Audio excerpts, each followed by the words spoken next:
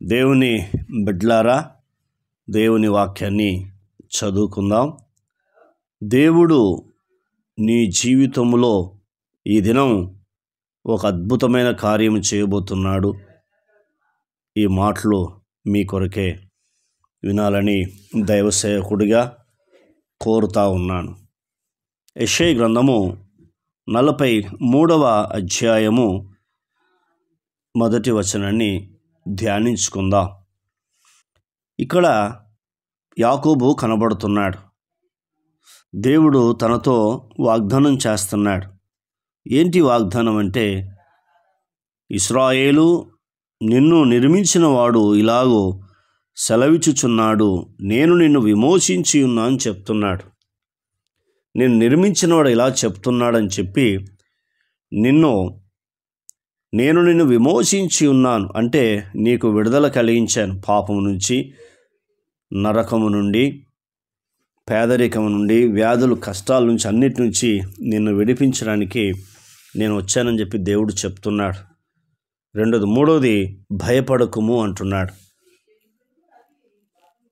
భయపడకుము, పేరు పెట్టి నిన్ను పిలిచి ఉన్నాను అని చెప్తున్నాడు. దేవుడు యాకోబుతో మాట్లాడుతున్నాడు. నీవు భయపడకు, పేరు పెట్టి నిన్ను పిలిచి ఉన్నాను అని చెప్పి, నీవు నా సొత్తు అని దేవుడు మాట్లాడుతూ ఉన్నాడు. అద్భుతమైన దేవుడు కాబట్టి యాకోబును ఏర్పరచుకున్నాడు. యాకోబులో ఉన్న భయాన్ని దేవుడు తొలగించాడు. ఇర్మీయాను ఏర్పరచుకున్నాడు. ఇర్మీయాలో ఉన్న భయాన్ని తొలగించాడు. మోషేను ఏర్పరచుకున్నాడు. మోషేలో ఉన్న భయాన్ని తొలగించాడు. అద్భుతమైన దేవుడు మరి నిన్ను కూడా ఏర్పరచుకున్నాడు.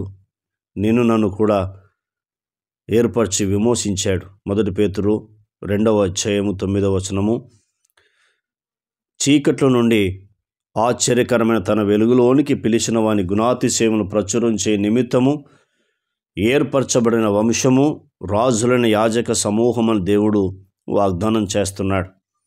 దేవుడు మనల్ని ఏర్పరచుకొని మన పాపాన్ని తన రక్తం ద్వారా కడిగాడు. ఆయన మన కొరకు తన ప్రాణాన్ని అర్పించాడు.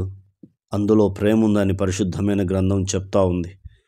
తండ్రి అయిన దేవుడు కుమారుని లోకానికి పంపకపోతే మన పాపాలు క్షమించబడేటి కావు, నరకానికి వెళ్ళిపోయేవాళ్ళం. కానీ దేవుడు చెప్తున్నాడు, మరణం అంటే అందరికీ భయం.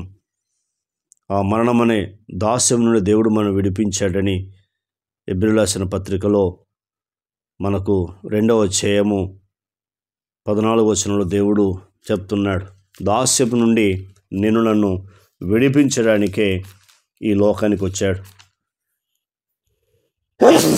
అంత గొప్ప దేవుణ్ణి మనం కలిగి ఉన్నాం. మనం ధన్యులము అని పరిశుద్ధమైన గ్రంథం మనకు తెలియపరుస్తూ ఉంది. ఏం చెప్తున్నాడో హెబ్రీయులకు రాసిన పత్రిక 2వ అధ్యాయము 14-15 వచనము కలిసి ఉంది. అది చదువుకుందాం.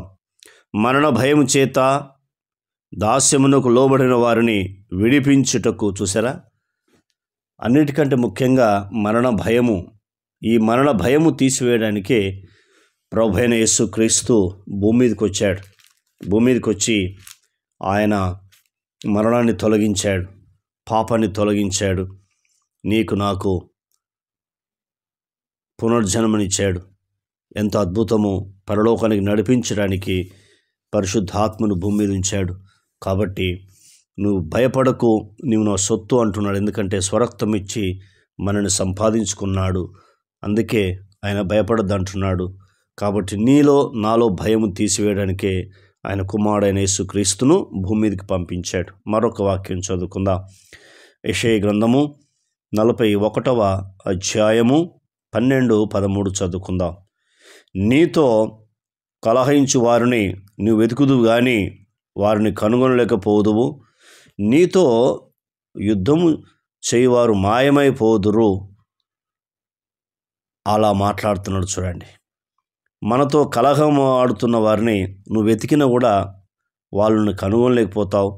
నీతో ఎవరైతే యుద్ధం ఆడుతున్నారో వారు మాయమైపోతారు అని చెప్తున్నాడు. అది ఎంత అద్భుతమైన చూడు. చెప్పడమే కాకుండా మరొక వాగ్దానం చేస్తున్నాడు.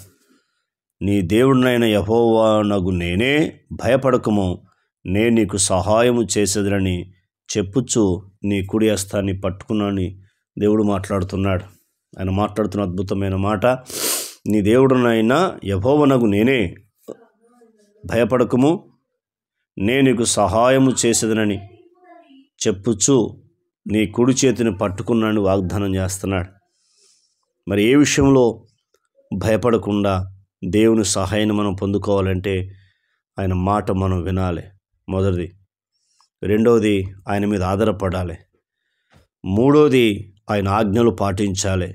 నాలుగవది, ప్రభు మీద విశ్వాసం ఉంచాలి. నాలుగవది, నమ్మకం కలిగి ఉండాలి. అప్పుడు దేవుడు ఈ వాగ్దానాన్ని మనం పొందుకుంటాం. యాకోబులో భయాన్ని తొలగించిన దేవుడు నీలో కూడా భయాన్ని తొలగిస్తాడు. యాకోబు సహాయం చేసిన దేవుడు నీకు కూడా సహాయం చేస్తాడు. యాకోబును దీవించిన దేవుడు నన్ను కూడా దీవిస్తాడు.